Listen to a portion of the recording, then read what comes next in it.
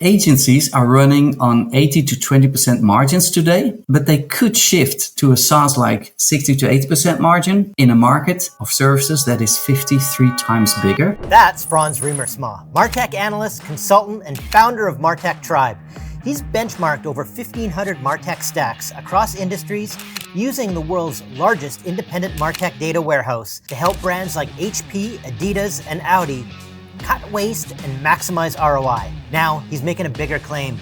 AI won't just automate workflows, it will automate expertise, turning agencies into scalable, SaaS-like businesses in what he calls the golden age of agencies. But how does he do that? AI is now executing it on behalf of the human.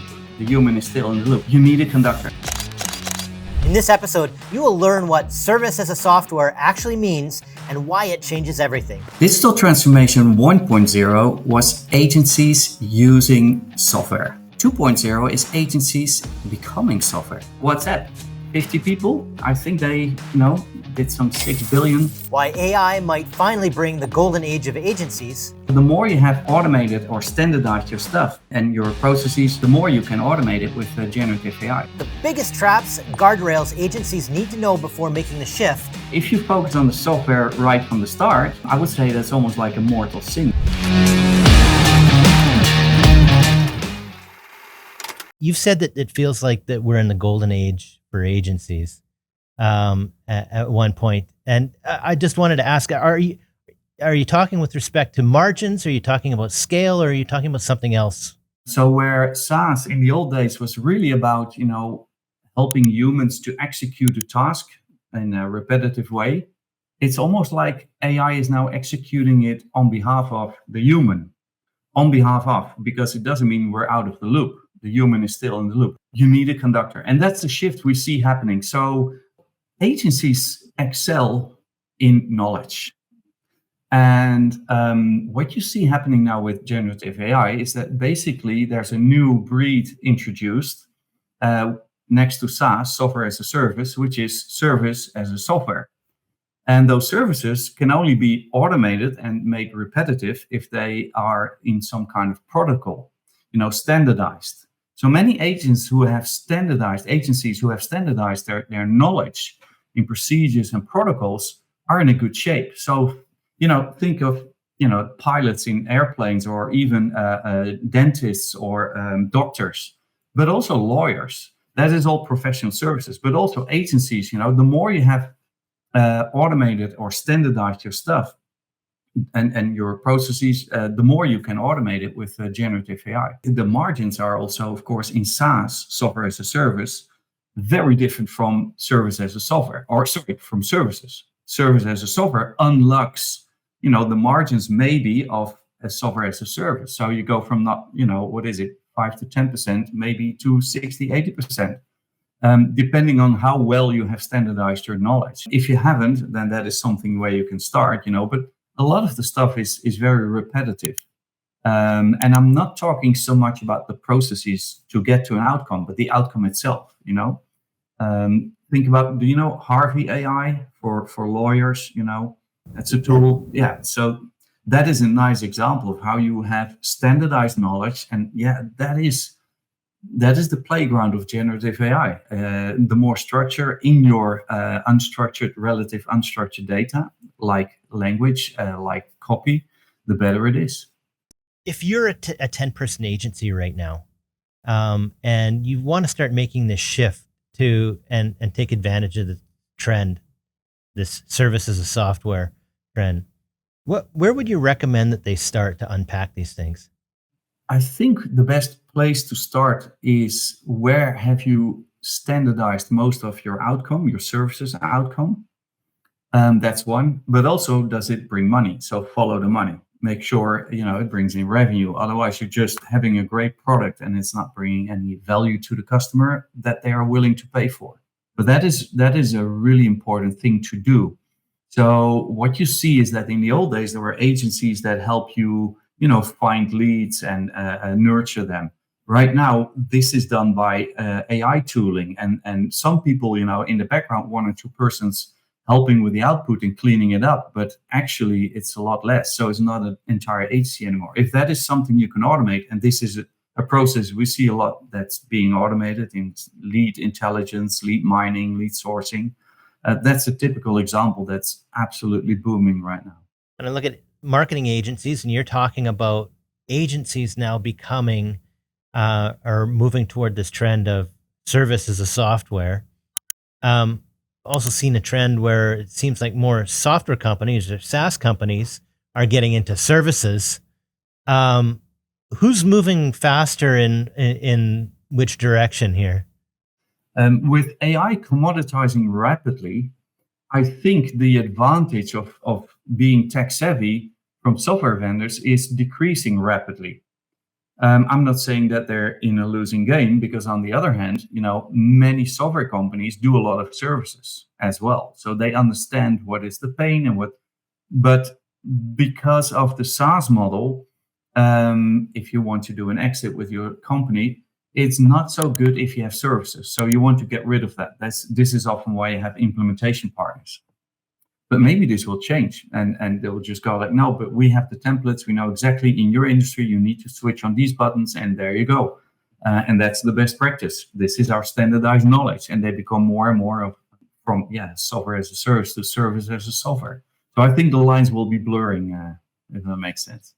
For someone that's retooling their agency and they're retooling their stack, are there pitfalls or mistakes that you've seen people making? What is a big mistake, and this is also something we've seen in SaaS, is that you build an entire tool or environment without testing it. This is where I always think about started calling it the hack back stack approach. So you need to growth hack. And once you have traction, and only then, you start cleaning up your prototype. Well, how often do we do this? Normally, we just bring the prototype to the market and then make money right away. But you have to clean it up to keep it lean and mean before you put it in your stack. We want to have concrete outcomes like a tool, something like a service or a product. We don't have the courage found yet to say, you know what, we live with a bit of uncertainty. And we'll see what, it's not like wait and see, but you experiment until you have the product market fit. Now, if you focus on the software right from the start, I would say that's almost like a mortal sin, because your back is facing the audience and the clients. And this we see a lot. So I think now with AI doing a lot of the heavy lifting, there's almost no escape but to listen to the customer and talk to them and say, do you like this? What do you like? What are you using? And maybe not even asking, but seeing what they really do, because that's sometimes completely different. So there's no escape. We have to show a little bit more empathy with our customers and try to understand what they're trying to solve and what answers they need. So that avoids you from creating a kind of a Ferrari and spending a lot of money in there without making sure that it's really bringing any value. So I think that's also preventing you from creating bloat, or what some people call Frankenstack, and that's a big risk. So you implement too many tools around it and make sure that you evolve a big stack before even launching your product. So I would say start small and don't try to boil the ocean with the data and with a big team. And this is an interesting point. How many big companies started with 10, 20 people? Not many. I know only one, and I don't know if you happen to know that the name's company. It's Intel. Yeah. So they started with, I believe, some 10 people. Why? Because they were students and they didn't like a professor, so they kicked him out and started the company themselves. This is the rough version. But listen, any other company was one or two founders. So why then we expect a team of 10, 20 people to come up with a new product? This is the atomization of labor, or maybe ideas or innovation. Make it small, and there are always bright minds in your company. Maybe, I'm not saying isolate them, but just give them the mandate and a budget to do some stuff. And if there's good outcomes, hacking, then you're in a good space. And then hand it over to another team who cleans it up and then bring it to market. You talk a lot about composability. I wanted to ask you what role that plays in the shift that we're seeing here. That's a very interesting one, and also having an impact on agencies, because you started with SaaS is really about the tooling, the task, and agencies about people.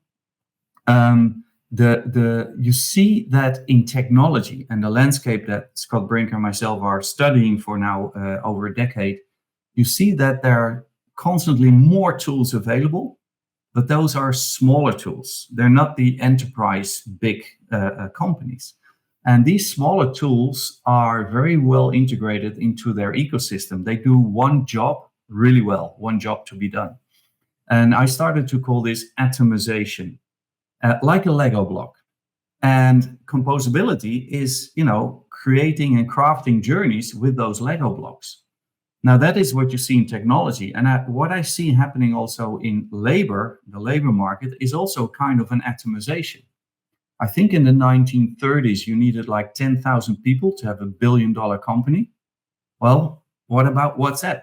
50 people? I think they, did some 6 billion. Instagram, 12 people. There you go. We're busy.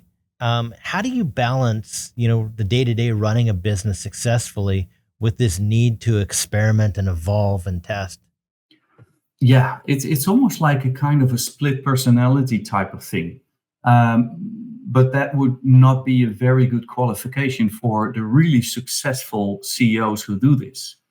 And what is it that sets them apart? Well, they have the knowledge or the experience that you need actually a stack that performs two tasks at the same time. And it almost feels like one is, dancing salsa and the other is doing techno. That doesn't work together. And the dynamics are very different. And I would say, so one is really your factory and the other one is really your laboratory. This is where marketing sits and this is where IT sits. This is where your current revenue comes from and this is where your future revenue comes from. So this shows up on the balance sheet like license fees, total cost of ownership. This one doesn't. So missed opportunities. So here's the secret, I would say. CEOs that are the founder of the company are probably better equipped to do both. Think about Richard Branson type, or Elon Musk. They understand, yes, there is a certain amount that needs innovation. Otherwise, we become irrelevant. If you look at more hired CEOs, they're often forced by venture capital or investor, whoever. I'm not blaming, but what you see is that they go like, yeah, but the balance sheet is more important. And there goes your innovation. So you need these two, legs to stand on as a company. So your technology stack has two different roles. And that's why you need to go from hacking, to stacking with a team in the middle, which is doing the packing, which is cleaning up, making sure it can go into the stack as a performant, clean piece of software or service, if you like. If you're looking at today and where, everybody's experimenting with AI and adopting it at different rates, what have you seen? Who's overperforming and who's underperforming? And what are they doing differently? I manage a database with stacks of real life companies, and we track them and we follow them and we speak to them, and they're clients of ours. And we always, see that the top 30% is behaving differently. And what the real shocker is, especially for the ones that are not outperforming in a certain industry, they go like, your data must be wrong. Because the outperformers don't do all the headless compose, fill in the blanks with a buzzword, the latest, greatest. And that's exactly right. They keep their stack lean and mean because that's current revenue, and on the other hand, it doesn't mean they're not playing with AI agents. Actually, they have teams like laboratories, labs working on that. So you need, again, they reserve that balance and keep the balance in place. And that is how they outperform. Because if you don't, innovate today, you will be outdated in 5 to 10 years. And they really understand this. Some tools that might have been applicable, a couple of years before, there's better things out there. And there's better things that fit together. And it's really easy to get bloat, isn't there? Then the CFO comes in and goes like, we have too many tools. Let's cut down. And by the way, research shows that 33% of the tools are used. So most of it isn't used. I think 33% is still too high. If you think of it from a composability perspective, I worked for a Martech company and we did some research and we found that our customers don't even need all those buttons and features. They just need the right ones. There was a research recently from another company that said 12% of all our features are used most. Not 12% for every single customer is the same, but it is not more than 12%. So you have to find as a customer your 12%, so to speak, because 12% brings probably, the rest of the value, or it's a kind of a 20-80 rule. And to find that value, you have to go back, like, what if we switch it off? Will we miss revenue? Will this most important customer of ours not get the experience they need now or in a couple of weeks or months? And if you don't do that, then you just believe that software will actually solve a thing, and software doesn't solve a thing. I think there are two laws of software. One, it makes an efficient process more efficient. The second law is it makes an inefficient process more inefficient. So you have to clean up. They come up with brilliant concepts. They go like, let's ask ourselves the magic question. And the magic question is this. If we switch this off, will we lose revenue? As simple as that. And then just go through their stack and say, no, not really. Sometimes it's indirect value, but direct value, you will immediately spot. There was another client of mine who said, you know what? We will implement now a new rule, which is we only implement software with decommissioning in mind. So the vendor has to tell us, how do we get out our data and our users? Otherwise, we will not implement. I mean, those are really composable principles that you can play by, and then you keep your stack very simple. When AI is changing things so fast, what types of skills do you think people should be doubling down on? I did this post on service as a software, being 53 times, bigger market than maybe SaaS potentially. The product, the software is commoditized. And commoditizing. So the only thing you really need to look at is distribution. You need mode, you need a community to sell to. Or actually, I know some growth hackers that have only a community to try things out. And the people know they're trying things out just to get that, growth hacking type of thing. And then they move into packing and stacking. So I think will become a SKU number, if that makes sense. It makes perfect sense.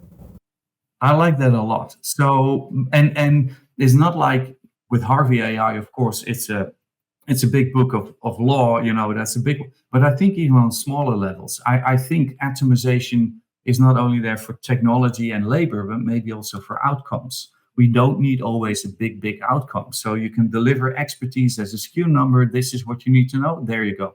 And if you think about it, I think at breakneck speed, ChatGPT and Claude and all those companies and tools are educating the market to get instant insight and abundant advice. So this is the new. This is what we're used to. So in the old days, it was like, here is the tool that solves everything, replaces everything and everybody. I think we're now clear that life is more like Lego or maybe Minecraft. My son would love that. Mine too. Yeah. So we're building our own stuff. And I think that makes life also maybe even more pleasant because you can wrap those services around your convenience, around your comfort zone, what you really need. So I think that is where the imagination of, the suppliers should go and what is it we should solve? And I heard a very nice quote the other day.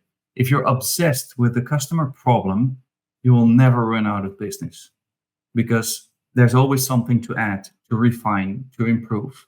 If you're only obsessed with your own solution, like we said earlier, one of the pitfalls, it's, you're done pretty quickly.